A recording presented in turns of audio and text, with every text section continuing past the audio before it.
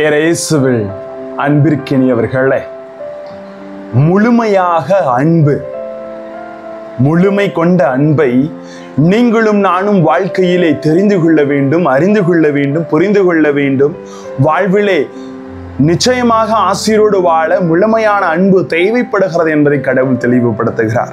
ஆகவேதான் இணைச்சட்டம் 6:5 சொல்லுகிறார், உன் முழு இதயத்தோடும் உன் முழு ஆன்மாவோடும் உன் முழு ஆற்றலோடும் கடவுளாகிய ஆண்டவரிடம் அன்பு கூர்வாயாக. அந்த அன்பின் மேன்மையை வார்த்தை சொல்லி தருகிறது. பயணம் செய்து தெரிந்து கொள்வோம் வாங்க. பிரைஸ் அல்லாஹ். இயேசுவுக்கே புகழ், இயேசுவுக்கே நன்றி. இறைவனின் அருட்கரமும் அருளாசீரும் உங்களோடும் உங்கள் குடும்பத்தோடும் நிறைவாக தங்க உங்களை நான் வாழ்த்துகிறேன். அன்பில் இனியவர்களே, கண்ணால் காணக்கூடிய முறையில் கடவுள் எல்லா இடங்களிலும் இருக்க இயலாததால் தாய்மார்களை படைத்திருக்கிறார் என்ற ஒரு யூத பழமொழி இருக்கிறது. இந்த யூத பழமொழி தாயின் அன்பை நமக்கு தெள்ளத் தெளிவாக வெளிப்படுத்துகிறது. கடவுள் மனிதனுக்கு மட்டும் கொடுத்த ஒரே அருள்கொடை அன்பு. அது உள்ளத்துடன் உள்ளதை, உடலுடன் உடலை, உயிருடன் உயிரை பிணைக்கும் ஒரு பாலம் என்பதை எழுத்தாளர் அழகாக சொல்லி இருக்கிறார். ஆகவே அன்பே இல்லாத மாளிகை காட்டு மிருகங்கள் வாழும் இருட்டு குகைகள் என்று சொல்லப்படுகிறது. அப்பேற்பட்ட உள்ளங்களாக நாம் இருக்கிறோமா என்ற சிந்தனையை நமது இதயத்தில் பதிய வைத்து ஆண்டவர் சொல்வதை கேளுங்க. இவையெல்லாம் அன்பின் அவசியத்தை வெளிப்படுத்துகின்றன. அன்பே அகிலத்தை இயக்கும் சொல் என்றால் மிகையாகாது. இன்றைய நற்செய்தியில் வாசகம் முதன்மையான கட்டளை எது என்ற கேள்விக்கு பதிலை தருகிறது. இறையன்பே முதன்மையான கட்டளை, பிறர் என்பது இரண்டாவது கட்டளை என்பதை இறைவன் ஆணித்தரமாக தெளிவுபடுத்துகிறார்.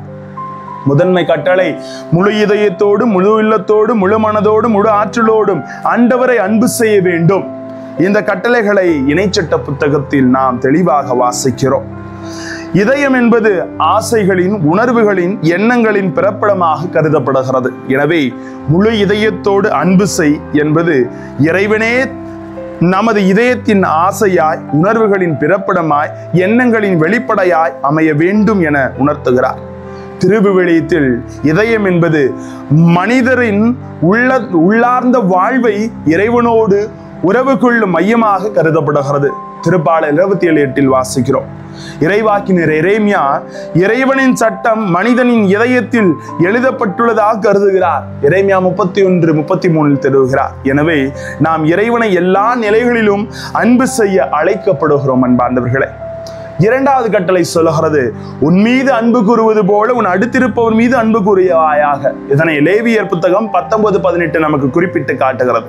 இதை யூதர்கள் எப்படி புரிந்து கொண்டார்கள் என்றால், யூதரின் புரிதலில் உன் மீது அன்பு கூறுவது போல உன் அடுத்திருப்பவர் மீதும் அன்பு கூறுவாயாக என்பது சொந்த இனத்தாரை அன்பு செய்ய தூண்டுவதாகும். அதனால் பிறர் இனத்தாரை வெறுக்கவும் ஒதுக்கவும் அது கூறவில்லை. எனினும் நாடளவில் இத்தகைய விளக்கம் புகுத்தப்பட்டு விட்டதாக சொல்லப்படுகிறது. அடுத்திருப்பவர் என்ற சொல்ல யூதர்கள் ஒரு குறுகிய கண்ணோட்டத்தில் புரிந்து கொண்டார்கள். ஒரு யூதருக்கு இன்னொரு யூதர் மட்டும் தான் அடுத்திருப்பவர், மற்றவரை பகைவராக யூதர்கள் கருதினார்கள். இங்கே இயேசுவின் சிந்தனை என்ன, புரிதல் என்ன?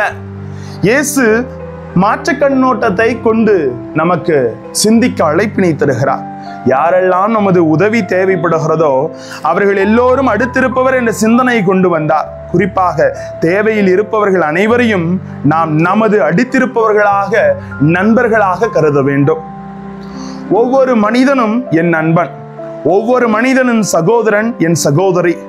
அழகை இழந்தவனும் என் நண்பன் தான், அறிவை இழந்தவனும் சகோதரன் தான். ஊனமாய் பிறந்தவனும் என் நண்பன் தான், காரணம் அவனும் மனிதன் தானே என்ற சிந்தனை நமக்குள் எழ வேண்டும். அன்பார்ந்தவர்களே, இயேசுவின் கண்ணோட்டத்தில் இறையன்பும் பிறரன்பும் இணைந்து ஒன்றாக பயணித்தது. அது பிரிக்க முடியாதது. இறையன்பு பிறரன்பை உள்ளடக்கியது, பிறரன்பு இறையன்பை வெளிப்படுத்துகிறது. ஆகவே இறையன்பு இன்றி பிறரன்பு இல்லை. அதே சமயத்தில் பிறரன்பு இல்லா இறையன்பு இருக்க முடியாது. கடவுளிடம் அன்பு செலுத்துவோர் தம் சகோதர சகோதரியிடம் அன்பு செலுத்த வேண்டும்.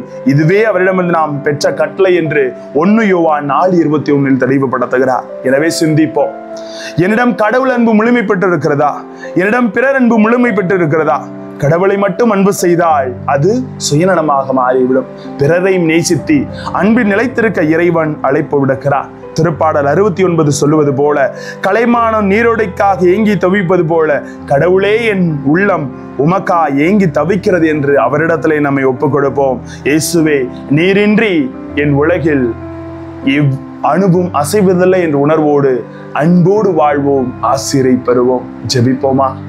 அன்பு இறைவா, அன்புதான் அகிலத்தை இயக்குகிறது.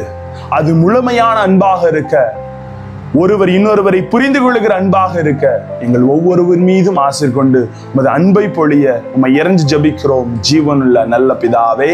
ஆமேன். Praise the Lord.